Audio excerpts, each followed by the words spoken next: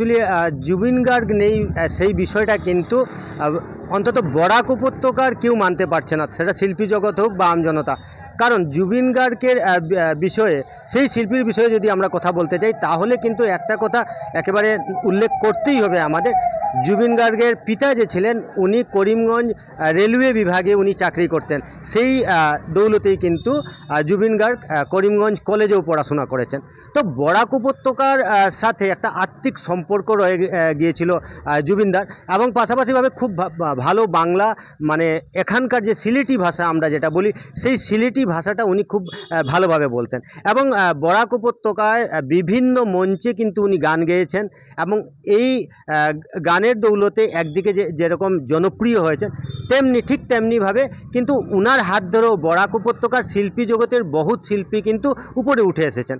পাশাপাশিভাবে আরেকটা কথা না বললেই নয়, জুবিন গার্গ যে একটা মানে অসমীয়া বা এই ধরনের একটা কথা কিন্তু বরাক উপত্যকায় আসার পর কিন্তু সেটা মিলেমিশে একাকার হয়ে যেত। কারণ উনি খুব ভালো সিলেটি বলতেন, এবং যখনই এখানের কেউ উনাকে ফোন করতেন, একেবারে ব্যক্তিগত সম্পর্ক গড়ে তুলতেন, কাঁধে হাত রেখে কিন্তু সেই শিল্পী সবার সাথে মিশে যেতেন। শিল্পীর যে শিল্প, সেই শিল্পটার কথা যদি আমরা বলতে চাই, তাহলে বলবো মিলেমিশে একাকার হয়ে গেছিল। বরাক ব্রহ্মপুত্র পাহাড় ভয়াম, এই যে কথাটা, এই কথাটা বরাক এবং ব্রহ্মপুত্রকে এক করার জন্য উনি কিন্তু প্রচণ্ড চেষ্টা করেছেন। আমাদের এখানে বরাক নমামি হয়েছিল, এবং এই বরাক নমামিকে কেন্দ্র করেও কিন্তু উনি এসেছিলেন। এবং এখানের যারা টিনেজের ছাত্রছাত্রীরা ছিল, যারা খুবই উনাকে ভালোবাসতো, উনাদের কাঁধে রেখে কিন্তু মঞ্চে উনি গান গাইতেন। আরেকটা কথা, মঞ্চে গান গাইতে গাইতে হঠাৎ মঞ্চ থেকে নেমে যেতেন, নিয়ে গিয়ে সিলেটি ভাষায় উনাদের সাথে কথা বলতেন, কথা বলে উনাকে আপন করে নিতেন। এই যে আপন করার যে চাহিদা উনার মনের ভিতর, সেই চাহিদাকে কিন্তু বরাক উপত্যকার প্রতিটি লোক কিন্তু মনে রেখেছে। আজকের তারিখে উনি নেই, কিন্তু বরাক উপত্যকার প্রত্যেকজনের হৃদয়ে, অন্তত শিল্পী গোষ্ঠীর প্রত্যেকজনের হৃদয়ে কিন্তু উনি বাস করছেন। এবং অল্প কিছুক্ষণ পরে বিভিন্ন রাস্তার মোড়ে আমরা যেটা খবর পেয়েছি, যে এই রাস্তার মোড়ে উনার প্রতিকৃতি রাখা হবে, পুষ্পার্ঘ অর্পণ করা হবে। এখানে কিছু সাংস্কৃতিক কর্মী রয়েছেন, আপনারা দেখেছেন জুবিন গার্গের কথা শোনা মাত্রই কিন্তু উনারা বেরিয়ে এসেছেন, এবং এভাবেই কিন্তু উনারা জুবিনদাকে শ্রদ্ধা জানাবেন। এবং তার মধ্যে সবচেয়ে বড় বিষয় হচ্ছে যে একজন আমাদের সাথে রয়েছেন, জয়দীপ। উনি কিন্তু জুবিনদার সবচেয়ে ক্লোজ ছিলেন, সবচেয়ে বেশি বন্ধুত্ব উনার সাথে ছিল। এবং উনি আরেকটা কথা, যে যখনই কোনো একটা শিলচরে অনুষ্ঠান করতে হতো, জুবিনদা উনাকে ফোন করতেন, এবং সিলেটি ভাষায় উনি বলতেন, এই জয়দীপ, আমি কিন্তু আইয়ার। এই যে আমি কিন্তু আইয়ার, এটা হৃদয় ছুঁয়ে যায় যখন নিজের ভাষাটা অন্য কারো কাছ থেকে শোনা যায়। আমরা জয়দীপের কাছ থেকে একটু জেনে নেওয়ার চেষ্টা করব। জয়দীপ, জুবিনদা নেই, কিন্তু কি বলবে, কীরকম কাটিয়েছেন গোটা বিষয়টা আমরা একটু খোলাখুলিভাবে জানতে। আমরা আজকের দিনটা শুধু আমার জন্য না, গোটা শিলচরবাসী, বরাক উপত্যকার প্রত্যেকটা মানুষের জন্য আজকে অনেক একটা দুঃখের দিন। আমরা এখনও বিশ্বাস করতে পারছি না, এখনই মনে হচ্ছে কোন জায়গা থেকে নিউজ আসবে যে জুবিনদা হয়তো বা জীবিত আছেন। মানে আমরা এখনও বিশ্বাস করতে পারছি না যে জুবিনদা নেই। সত্যি কথা বলতে, একজন মহান শিল্পীর পরিচয়টা জুবিনদা সবসময় দিয়ে গেছে। কারণ আমরা আসাম থেকে অনেক কমই দেখেছি যে বলিউড বা এরকমভাবে টলিউডে গান করা শিল্পীরা, কিন্তু জুবিনদা সেই গণ্ডি পেরিয়ে গোটা ভারতবর্ষ শুধু নয়, গোটা বিশ্বে ওনার নাম ছড়িয়ে রয়েছে। এবং শুধু জুবিনদা ওনার নাম নয়, ওনার সঙ্গে আমার স্টেটের নাম, আসামের নাম। এবং সবচেয়ে গর্ববোধ করি যখন মনে হয় জুবিনদা গড়ে ওঠা কিন্তু আমাদের বরাক উপত্যকায়। জুবিনদা পড়াশোনা করেছে করিমগঞ্জ জেলাতে, এবং করিমগঞ্জ শহরে বিভিন্ন সময় উনি করিমগঞ্জ কলেজে প্রচুর বন্ধুবান্ধব ওরা আছে, করিমগঞ্জ কলেজের সঙ্গে সহপাঠী ওর। এবং জুবিনদার সঙ্গে কিন্তু ও গুয়াহাটি গেলেও অনেক সময় অনেক অনুষ্ঠানে আমাদের শহরের অনেক সিঙ্গারদেরকে কিন্তু সুযোগ দিয়েছে। এবং শিলচর আসলে পরে অনেক বড় বড় শিল্পীরা কী করতো, বাইরে থেকে ওরা মিউজিশিয়ান নিয়ে আসতো, কিন্তু জুবিনদা সবসময় শিলচর আসলে পরে এখানকার যারা বাদ্যযন্ত্র যারা বাজায়, যেসব মিউজিশিয়ানরা আছে, এদেরকে ফোন করে বলতো যে আমার অনুষ্ঠান আছে, তোমরা আমার সঙ্গে বাজাবে। তো সেই জায়গার থেকে একটা আর্থিক সম্পর্ক ওর সঙ্গে সবসময় রয়ে গেছে।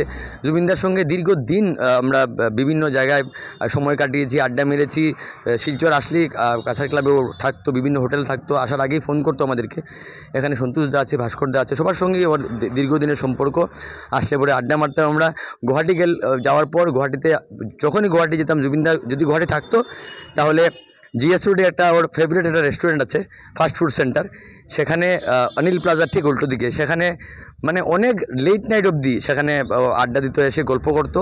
এবং একটা স্টার যে ও একটা এত বড় স্টার বুঝেই যেত না, সবার সঙ্গে একসাথে মানে ঘুলে মিলে ও আড্ডা দিত। সেই জায়গার থেকে আজকের দিনটা একটা অন্ততপক্ষে একটা দুঃখের দিন, এটা কালো দিবস আমাদের জন্য, যে আমরা একটা এত বড় মাপের শিল্পীকে হারিয়েছি, এত বড় মাপের শিল্পী এবং তার সঙ্গে এত বড় মনের একটা মানুষ। আমরা বিশ্বাস করতে পারছি না, কিন্তু একটা জিনিস বিশ্বাস করি, জুবিনদা বেঁচে থাকবে আমাদের হৃদয়ে, ওর গানে, ওর এই বড় মানসিকতার জন্য আমাদের হৃদয়ে জুবিনদা চিরদিন বেঁচে থাকবে।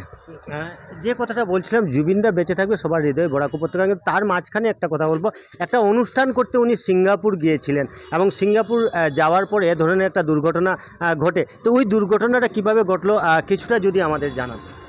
যেটা এখন অবধি যেটা শুনতে পেরেছি আমরা, ও সিঙ্গাপুরে গেছে এবং সিঙ্গাপুরে আজও একটা সমুদ্রতে স্কুবা ডাইভিং করেছে। স্কুবা ডাইভিং করতে গিয়ে একটা দুর্ঘটনা ঘটে যায়।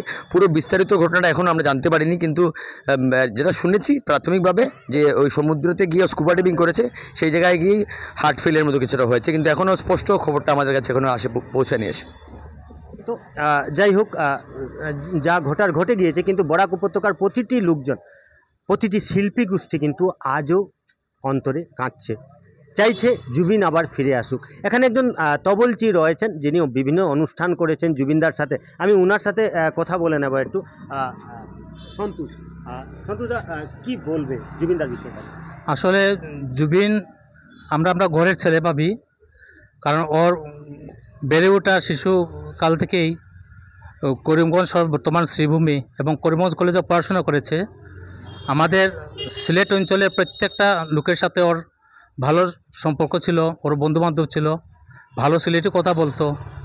ও শুধু সিলেটিতে না, সিলেটিতে গান, হিন্দিতে, অসমিয়াতে, বিভিন্ন ভাষাভাষী জনগোষ্ঠীর গান, ঝুমুর গান, এগুলো গেয়ে আসাম তথা ভারতবর্ষের বাইরে বিভিন্ন জায়গায় ওর আমাদের আসামের সুনাম অর্জন করিয়েছে।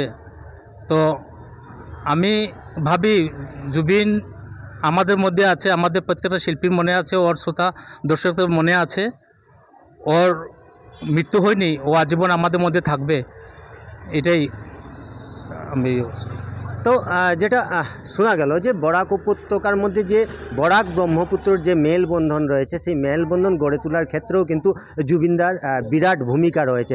শুধুমাত্র তাই নয়, যখনই জুবিনদা এখানে আসতেন তখন কিন্তু বরাক উপত্যকাকে কিন্তু আপন করে নেওয়ার যে চাহিদা, সেই আপন করে নেওয়ার চাহিদা কিন্তু একটা অনন্য অবদান দিয়েছে। শিলচর থেকে দিলীপ কুমার সিং, আজ তক বাংলা।